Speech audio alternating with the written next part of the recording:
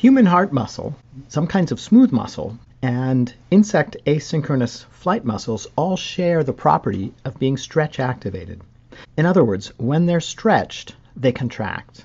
In this video, I'm going to talk about how asynchronous flight muscle moves the wings and about how it might be activated.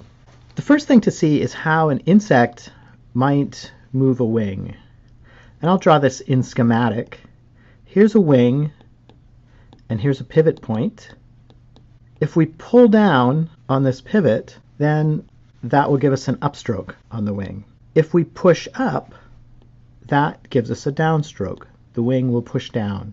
The way wings and muscles are organized in asynchronous flight muscle is with the body like this. We're looking straight at the insect. The head would be in front. Further back are the wings. Both wings are organized like this. I'm going to erase my eyes and the antenna that I drew here. The muscles that cause the upstroke are called vertical muscles. If these muscles contract, shorten, then two things will happen. One is they're going to bulge out as they shorten, and they're going to pull down on the wings and cause the upstroke. That's half of the cycle of wing beats in asynchronous flight muscle. The other half starts with the insect body flattened. Remember, these two muscles were shorter and fatter because they pulled down. Because they pulled down, the wings are now up high. Remember, the pivot points are here. We've pulled down and done the upstroke, and here's the top of the body of the insect. When these muscles are shortened, they stop contracting. But all that does is leave the insect wings in the up position. There's another set of muscles called horizontal muscles that run the length of the body of the insect. They're called horizontal instead of vertical because if we looked at the insect from the side, these muscles would be running the length of the body. So when they shorten, they force the body of the insect to get shorter and push up. When these shorten, they cause the top of the insect to move up. So that upward movement pushes the top of the body up. It pushes up on the base of the wing. The wing starting in the position here winds up being pushed up, going through a downstroke, and on the other side too, again, pivot point here. If we push up here, we have a downstroke. So the cycle of contraction in an insect is to go from vertical muscles that contract, pull down on this part of the wing, and push up on the flat body of the wing. Pull down, push up. That's the upstroke. When the vertical muscles are contracting, and then when those relax, these horizontal muscles contract, and when they contract, they shorten the body of the insect, which means as the insect shortens, it puts pressure on the body wall, pushes up on the body. Our vertical muscles get stretched again. So in each cycle, one set of muscle contracts, which stretches the other set, and the opposing muscle begins to contract. So we wind up with alternating between the vertical muscles and the horizontal muscles, and that causes the wings to go up and down. What's the mechanism? The mechanism is not known, so I'm going to show you a hypothesis. Here are some myosin heads in the cocked position. Remember, those can bind to actin on an actin binding site, and once they bind, that causes them to contract, and that would pull our actin toward the movement of the myosin head.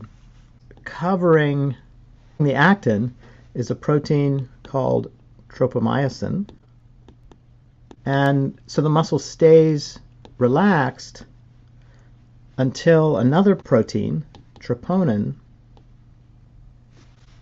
binds a calcium. When calcium binds, that shifts the tropomyosin off of its original location, covering the binding sites of actin for myosin, and now a myosin head can bind can bind and move through its cycle. That repeated binding and bending of the myosin heads to a new position pulls the actins further and further along. As I said, the mechanism for stretch-activated contraction isn't known, but one of the hypotheses is this. In stretch-activated muscles, you need two events to happen. One is calcium binding to troponin, and two is stretch pulling on tropomyosin. So when the muscle is not stretched, tropomyosin covers the binding sites, even if calcium is bound here. When the muscle is stretched and when calcium is bound, that pulls the tropomyosin away.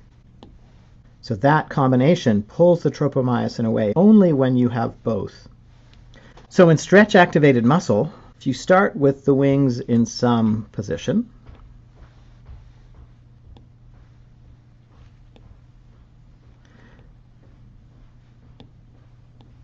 with horizontal muscles and vertical muscles, whichever position they're in the down position or the up position, one set of muscle is stretched. In this case, in the down position, the vertical muscles are stretched. In the absence of calcium, nothing happens. But when an action potential from a nerve reaches the muscles, both sets of muscles get calcium. Now in this position, the vertical muscles are stretched, so they have calcium and stretch is pulling on the tropomyosin. So they contract. Notice the horizontal muscles in this position are not stretched, and so even though they have calcium, they do nothing. So we get an upstroke. The act of the upstroke winds up shortening these vertical muscles, and it stretches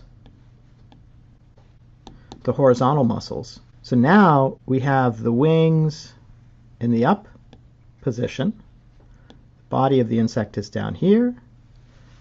The wings are up. Now the vertical muscles are not stretched, but the horizontal muscles are stretched. And so now they contract. They have calcium and they're stretched, and that reverses the cycle. When they contract, the vertical muscles go back to being stretched, and we can start the cycle over. All you need for asynchronous flight muscle is for a neuron to have an action potential that releases neurotransmitter and calcium into the muscle. Once that happens, the muscles that are stretched will contract. That will stretch the opposing muscles. So you go back and forth between those two. It doesn't require an action potential from a neuron for every contraction. The speed of contraction and relaxation is limited only by the time it takes to go from one being stretched to contracted, which stretches the other back and forth. A typical neuron can manage action potentials of maybe 200 action potentials per second.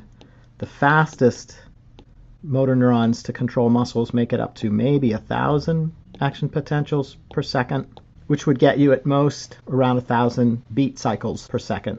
But some insects, some no-see-ums, get faster than that. This asynchronous flight muscle is called this because of the asynchrony. They go back and forth. They oscillate between these two states. It's common among really tiny insects, things that we humans usually refer to as no-see-ums. As I mentioned, the mechanism for stretch activation of muscles is not known, and it may not be the same in all species, but one of the reasonable hypotheses is this one, pulling tropomyosin combined with calcium required to remove the tropomyosin off of actin binding sites and allowing contraction.